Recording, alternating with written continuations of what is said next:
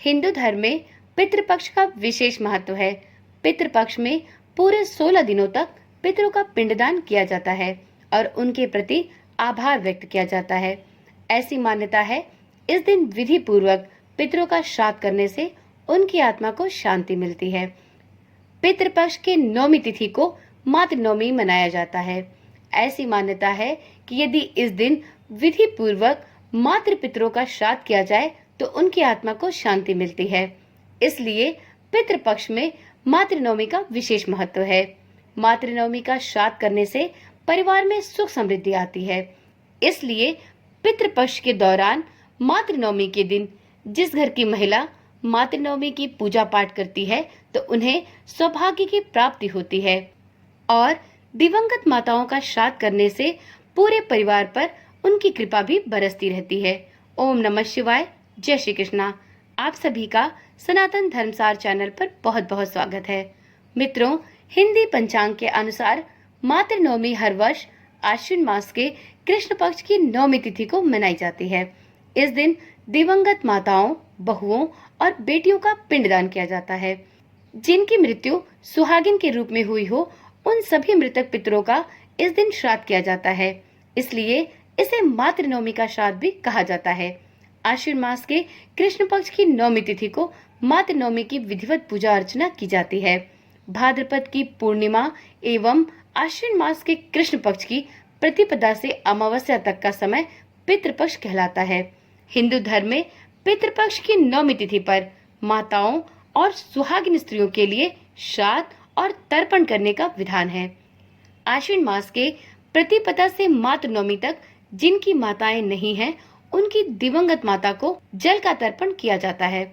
ऐसी मान्यता है कि जो भी सुहागिन महिला अपने पति से पहले मृत्यु को प्राप्त हुई होती है, उनकी आत्मा की शांति के लिए मातृनवमी वाले दिन श्राद्ध कर्म अवश्य करना चाहिए।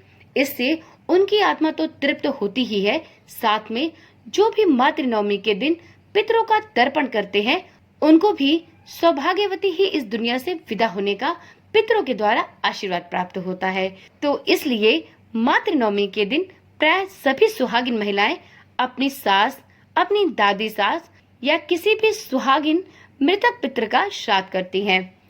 तो चलिए वीडियो में आगे जानते हैं कि साल 2024 में मातृनवमी कब पड़ रही है और इस दिन पूजा का शुभ मुहूर्त क्या होगा, साथ में मातृनवमी की पूजा कैसे करते हैं और इस दिन कौन से ऐसे सरल उपाय करने चाहिए जिससे आप पर आपके पितरों का आशीर्वाद बरसता रहे।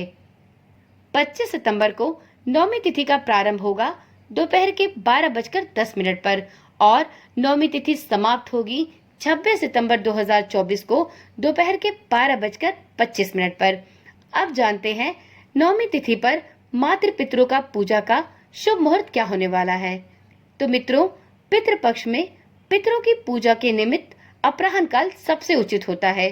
तो मातृनवमी के दिन अपराह्न काल में पितरों की पूजा का शुभ मुहूर्त होगा दोपहर के 1:10 से लेकर दोपहर के 3:35 तक। तो इस प्रकार से मातृनवमी के दिन मातृ पितरों की पूजा के लिए कुल अवधि प्राप्त होगी 2 घंटे 25 मिनट। तो जो भी कोई महिलाएं अपनी मातृ पितरों का श्राद्ध करना चाहती हैं, उनके निमित्त तर्पण और पिंडदान करना चाहती हैं, उन्हें इस दिन 2 घंटे 25 मिनट के अवधि में इस पूजा को पूर्ण करना चाहिए। इससे उनको विशेष लाभ की प्राप्ति होगी। इस दिन महिलाओं को पूजा अपराह्न के समय में ही करनी चाहिए। यह पितरों के निमित्त पूजा पाठ, तर्पण और श्राद्ध करने का सबसे सही और उचित समय होता है। इस समय किए गए श्राद्ध से पितरों के द्वारा इस तर्पण को स्वीकार किया जाता है। तो चलिए अब जानते हैं कि मातृनवमी की पूजा किस प्रकार से की जानी चाहिए। पितृपक्ष की नवमी तिथि के दिन सुबह सवेरे उठें और स्नान आदि के बाद साफ सुथरे स्वच्छ वस्त्र धारण करें। इसके बाद दक्षिण दिशा में एक चौकी रखकर उस पर सफेद रंग का आसन बिछाएं। इसके बाद चौकी पर अपने मृत परिजन अर्थात माता, सास, दादी, बहन या जो भी कोई मृतक महिला हो, उसकी फोटो रखकर इस पर फूल माला अर्पित करें। इतना करने के बाद उनकी तस्वीर के सामने तिल के तेल का दीपक जलाएं। इस बात का ध्यान रखें, कि पितृपक्ष में सरसों के तेल का दीपक नहीं जलाया जाता। आप दीपक जलाने के लिए तिल के तेल का ही प्रयोग करें। फिर अपने पूर्वजों की तस्वीर पर गंगा जल और तुलसी दल अर्पित करें। इसके बाद विधि पूर्वक तर्पण और दान कर्म करें। पितृ तर्पण के बाद अपने पितरों के निमित्त पंच बलि निकालें।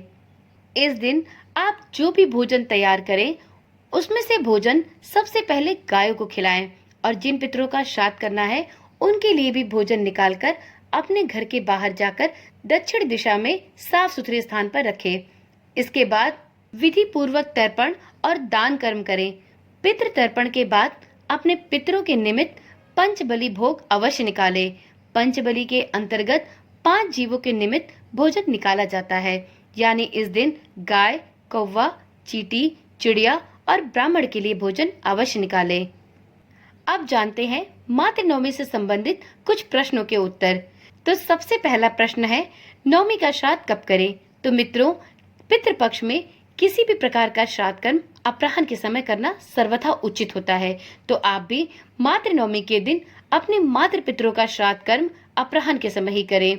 वीडियो में जो समय बताया गया है उसी के अनुरूप आप नवमी के दिन अपने पितरों का श्राद्ध कर सकते हैं। अगला प्रश्न है, भोग में क्या चढ़ा सकते हैं? तो देखिए मित्रों, मातृ नवमी के दिन मृतक महिला पितरों के लिए दाल की पूड़ी और खीर विशेष रूप से बनाए जाते हैं। कुछ जगह पर पुए और जलेबी का भी भोग मातृ पितरों को लगाया जाता है। तो आप अपने घर की परंपरा और अपने नियम के अनुसार और आपके घर में महिला पितरों को जो भी चीज भोग में बनाकर अर्पित की जाती है उसी के अनुसार आप भोग तैयार कर सकते हैं और अपने महिला पितरों के साथ साथ पंचबलि का भोग भी अवश्य निकालें। अगला प्रश्न है कि मातृ नवमी पर चढ़ाए गए सुहाग की सामग्री को किसको दें? तो जैसा कि आप सभी जानते होंगे कि पितृपक्ष में मातृ नवमी के दिन मृत सुहागिन पितरों का श्राद्ध किया जाता है। इस दिन सुहाग की सामग्री भी अवश्य चढ़ाई जाती है और अपने पितरों का आशीर्वाद लिया जाता है। इस सुहाग की सामग्री को चढ़ाने के बाद सबसे बड़ा प्रश्न उठता है कि इस सुहाग की सामग्री को क्या करें? तो देखिए, इस सुहाग की सामग्री को आप थोड़ी सी मात्रा में स्वयं के लिए भी निकाल सकती हैं और उसे पहन सकती हैं, क्योंकि यह आपके पितरों का आशीर्वाद है। आपने उनको चढ़ाकर उसके बाद स्वयं अगर धारण किया तो यह आपके लिए आपके पितरों का आशीर्वाद है। इसके बाद इस सुहाग की सामग्री को आप किसी सुहागिन ब्राह्मण महिला को अवश्य प्रदान करें। इससे आपको उनका आशीर्वाद भी प्राप्त होगा। मातृ नवमी के दिन आप यही प्रयास करें, किसी सुहागिन ब्राह्मण महिला को भोजन के लिए अवश्य आमंत्रित करें। आप इस दिन उनके पति को उनके साथ बुलाएं और भोग में तैयार की गई सभी सामग्री उन्हें भोजन में परोसें और उसके बाद सुहाग की सामग्री किसी लाल या पीली साड़ी के साथ उन्हें अर्पित करें। साथ में दक्षिणा भी दें। इस दान पुण्य से आपको जहां ब्राह्मण महिला का आशीर्वाद प्राप्त होगा, वहीं इस दान पुण्य के माध्यम से आपको आपकी महिला पितर का भी आशीर्वाद प्राप्त होगा। और अपनी महिला पितर से इस दिन यह प्रार्थना अवश्य करें, जिस प्रकार से वह इस दुनिया से सुहागिन गई हैं, उसी प्रकार से हमारा भी यही विधान हो, हम भी इस लोक से अगले लोक में सुहागिन ही जाएं। अगला प्रश्न है, मृत सुहागिन महिला का श्राद्ध कैसे करें? वीडियो के प्रारंभ में ही मृत सुहागिन महिला के श्राद्ध करने की संपूर्ण विधि समझाई गई है।